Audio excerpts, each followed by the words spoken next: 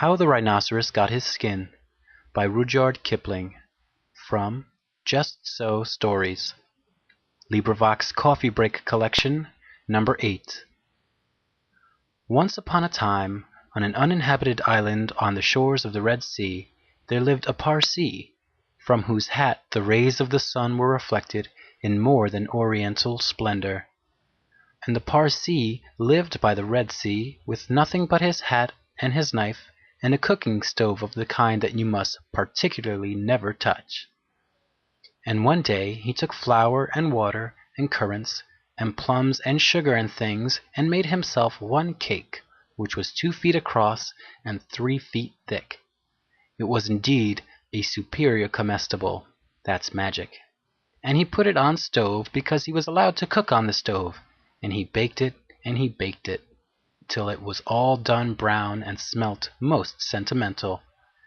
But just as he was going to eat it, there came down from the beach from the altogether uninhabited interior one rhinoceros with a horn on his nose, 2 piggy eyes, and few manners.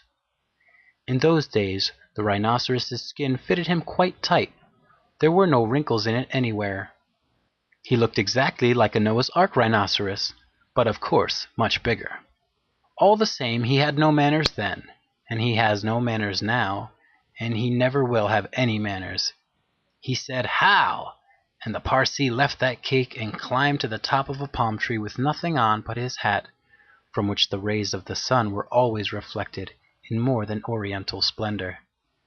And the rhinoceros upset the oil stove with his nose, and the cake rolled on the sand, and he spiked that cake on the horn of his nose, and he ate it, and he went away, waving his tail, to the desolate and exclusively uninhabited interior, which abuts on the islands of Mazanderan, Socotra, and promontories of the larger equinox.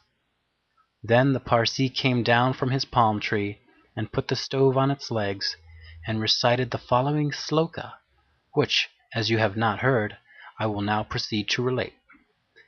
Them that takes cakes which the Parsee man bakes makes dreadful mistakes. And there was a great deal more in that than you would think, because 5 weeks later there was a heat wave in the Red Sea, and everybody took off all the clothes they had. The Parsee took off his hat, but the rhinoceros took off his skin and carried it over his shoulder as he came down to the beach to bathe. In those days it buttoned underneath with 3 buttons and looked like a waterproof. He said nothing whatever about the Parsee's cake, because he had eaten it all, and he never had any manners then, since, or henceforward. He waddled right into the water and blew bubbles through his nose, leaving his skin on the beach. Presently the Parsee came by and found the skin, and he smiled one smile that ran all round his face 2 times. Then he danced 3 times round the skin and rubbed his hands. Then he went to his camp and filled his hat with cake crumbs, for the Parsee never ate anything but cake, and never swept out his camp. He took that skin, and he shook that skin, and he scrubbed that skin, and he rubbed that skin just as full of old, dry, stale, tickly cake crumbs and some burned currants as ever it could possibly hold. Then he climbed to the top of his palm tree and waited for the rhinoceros to come out of the water and put it on. And the rhinoceros did. He buttoned it up with the 3 buttons, and it tickled like cake crumbs in bed. Then he wanted to scratch, but that made it worse, and then he lay down on the sands and rolled and rolled and rolled, and every time he rolled the cake crumbs tickled him worse and worse and worse. Then he ran to the palm tree and rubbed and rubbed and rubbed himself against it.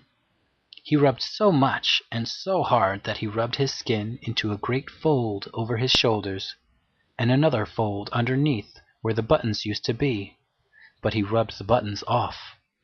And he rubbed some more folds over his legs, and it spoiled his temper, but it didn't make the least difference to the cake crumbs. They were inside his skin, and they tickled. So he went home, very angry and indeed horribly scratchy.